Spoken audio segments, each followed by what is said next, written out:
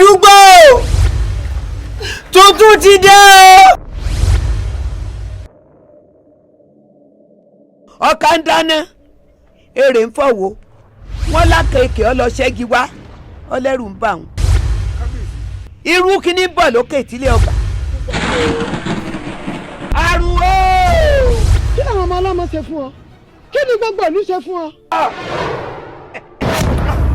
mo ti ní kọ́kọ́ ọmọ bọ́ ọ̀rọ̀ tó ṣe sọ̀rọ̀ Ìyàgbọ́nkàn yìí pé kó mú kúrò lọ́nà. ṣé ẹ fẹ́ kí wọ́n máa tọ́jú mi yẹn mẹ́bọ ni àbí ẹ̀tọ́ tèmi kọ́ ni mò ń jà lé lórí.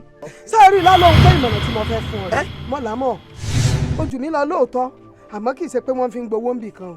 aṣọ furuufú ni ọ aṣọ èsè balógun kankan aṣọ òtí ẹ lóògùn àti ẹfúùfù lẹlẹ ni ọ ọmọ ṣe fọ. tó ẹ̀ tí mo yín tán tí kò ojú iwájú bá ti ṣáájú kípa kan tèmi ọmọ tẹ̀lé ni. ọlọ́gbọ́n kan ò ta kókó omi ṣe tí a sọ ọmọ ọ̀rọ̀ wọn yé ìpẹ́lẹ̀ wo ikú ní bọ́mọ rẹ̀ rìn. sẹ́bẹ̀ ní tiẹ̀ kú lórí kú ọ̀gẹ̀ gangan sẹ́bẹ̀ ìdílé àwọn Àbẹ̀ní ló ti wá. lálóhùn pé mú ń kékeré. Àbẹ̀ní ó tí mọ̀ kàn.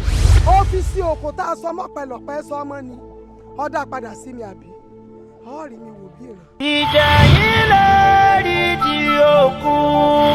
wá wo òrùn tó wà lókè kó tó wọ̀ mo fẹ́ kó o bá ń gbé àti sáwọn náà fẹ́ mi. n ó rí i pé mo sọ̀lú ìdérù wọn ò ní jẹ́yìn lẹ́yìn ni mo sọ. wọ́n ti wá dà. òní ni mo mọ̀ ń pé ìwà rẹ̀ ọ̀dà nù.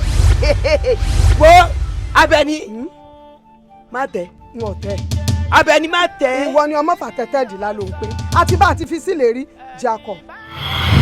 ìjà yìí lórí ti òkun.